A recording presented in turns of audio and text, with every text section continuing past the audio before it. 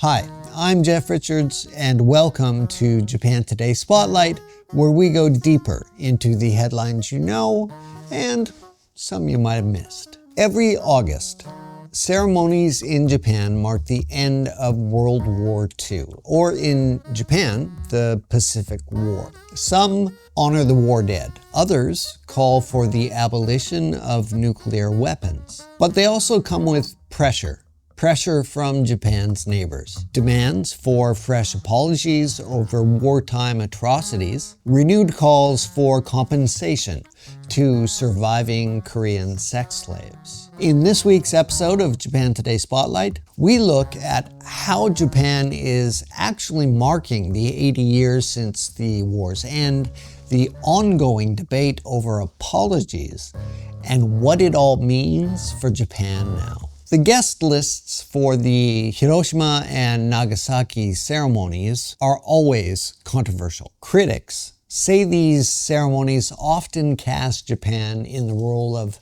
victim without acknowledging what led to the bombings in the first place. Following last year's decision not to invite Israel over its war in Gaza, Nagasaki has now opted to invite all countries and regions with diplomatic missions in Japan or representative offices at the United Nations. This year, Nagasaki has accepted a request from Taiwan to attend the ceremony for the first time, a move that is sure to anger China. Hiroshima, meanwhile, has shifted from sending formal invitations to simply notifying countries that they're welcome to attend. Wartime history continues to complicate Japan's relationships with China and South Korea. Statements by past prime ministers, especially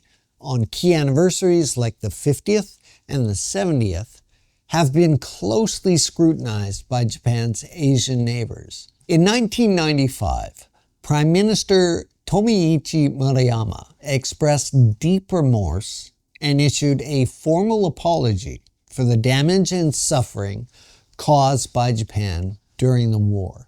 20 years later, in 2015, Prime Minister Shinzo Abe used phrases like aggression and colonial rule and acknowledged Japan's previous apologies, but he stopped short of offering a new apology himself personally. This March, ahead of the 80th anniversary, Prime Minister Shigeru Ishiba announced a government panel to reflect on lessons from World War II. But the government also said there would be no official apology at this year's memorial at the Nippon Budokan. Ishiba said, Japan must humbly learn from history and remember that the peace it enjoys today was built on the sacrifices of those who lived and died during the war. Internationally,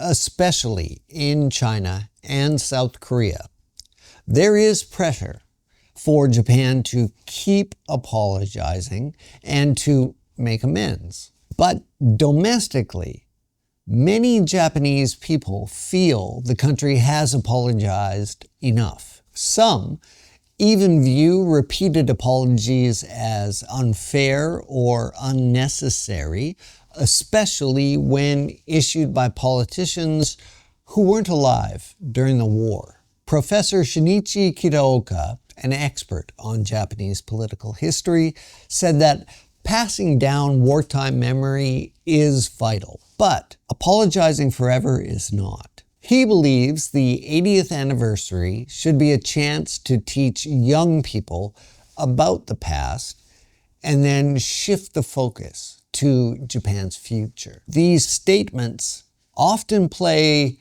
very differently at home than they do abroad. Because World War II was fought in the name of Emperor Hirohito, the role of his grandson, the current emperor, Naruhito, carries special weight, especially when it comes to how Japan is seen by other Asian nations 80 years after the war. This year alone, Emperor Naruhito and Empress Masako have visited Okinawa, Iwoto, formerly Iwo Jima, and Hiroshima to honor the war dead and pray for peace. They are also scheduled to visit Nagasaki in September. While the emperor is barred from making any political statements, his presence speaks volumes. After visiting Iwoto, he made a rare personal remark. He said he felt a responsibility as a symbolic figure in a country now mostly made up of post-war generations to explore how best to pass down the memories of the conflict and to continue working for peace. There's even hope that during his reign, the current emperor may one day be invited to visit South Korea, a gesture that would be deeply symbolic and long overdue. But a visit to South Korea could backfire because of the unresolved issue of wartime sex slaves, referred to in Japan as comfort women. During the war, thousands of women and girls, many of them from Korea, were forced into sexual slavery by the Japanese military. The issue has long strained Japan-Korea relations, even after a 2015 agreement that was meant to settle the matter finally and irreversibly, quote unquote. Under that accord, the Japanese government contributed 1 billion yen, about $6.5 million, to a South Korean foundation. The money was distributed to surviving victims and the families of those who had died. But some rejected those payments, saying what they wanted wasn't money, but a formal apology. Tokyo maintains that all claims related to its 1910 to 1945 colonial rule of the Korean Peninsula were resolved under a 1965 treaty, which included financial aid to South Korea.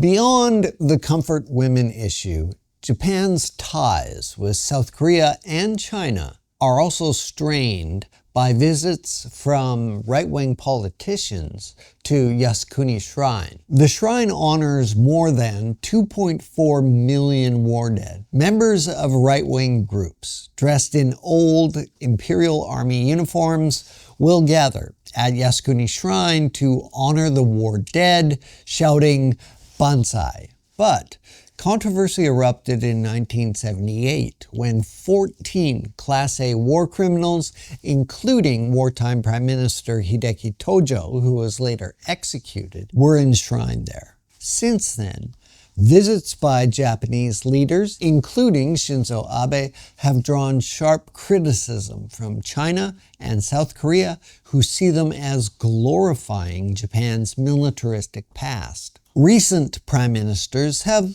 largely avoided visiting in person.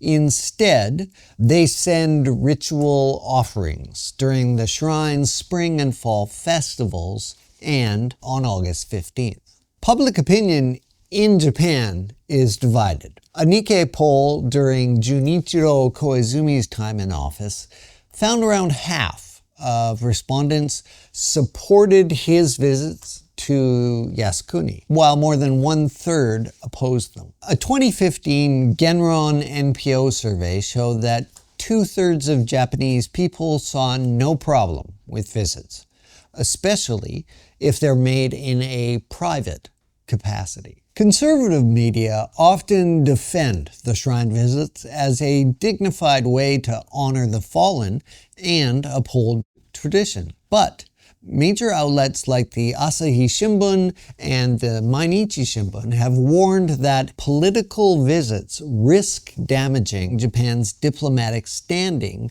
especially in East Asia.